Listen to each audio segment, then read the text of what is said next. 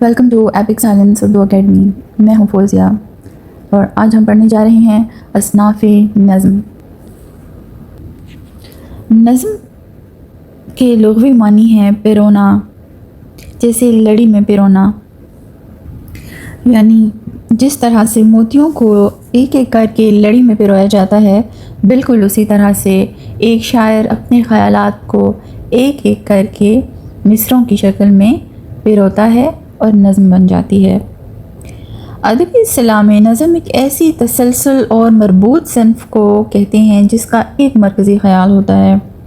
پوری نظم ایک وزن میں ہوتی ہے، جبکہ اس کی حیت اور موضوع کی کوئی پابندی نہیں ہوتی.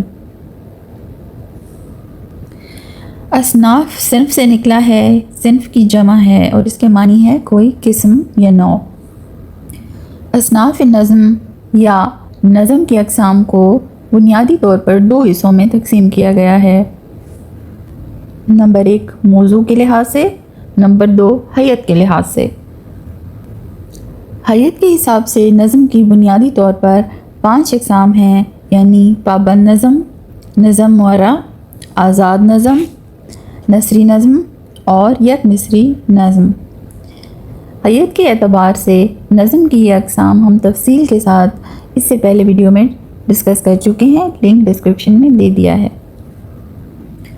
موضوعاتی لحاظ سے نظم کی بہت سی اقسام ہیں، جن میں حمد، نعت، منقبت، مناجات، قصیدہ، مرثیہ، مثنوی، شعر آشوب وغیرہ شامل ہیں.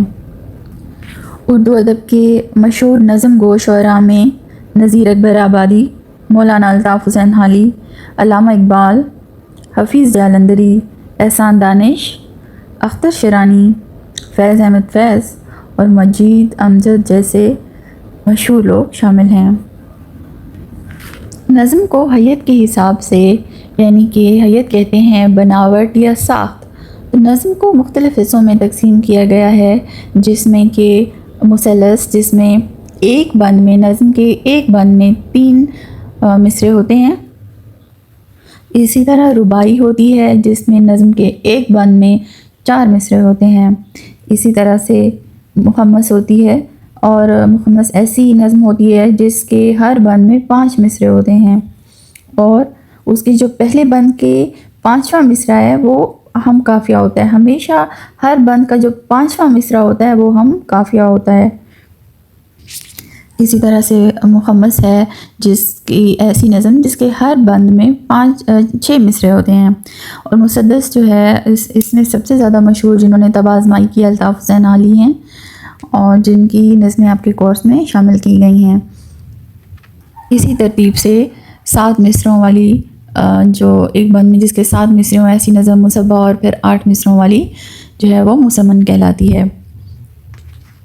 اب موضوعی لحاظ سے نظم کی جو اقسام ہیں، آگے آنے والی کنیکٹڈ ویڈیوز میں ایک ایک کر کے ہم ان کو تفصیل سے پڑھتے ہیں، تاکہ بغیر کسی کنفیوژن کے آپ ان کو بآسانی سمجھ سکیں.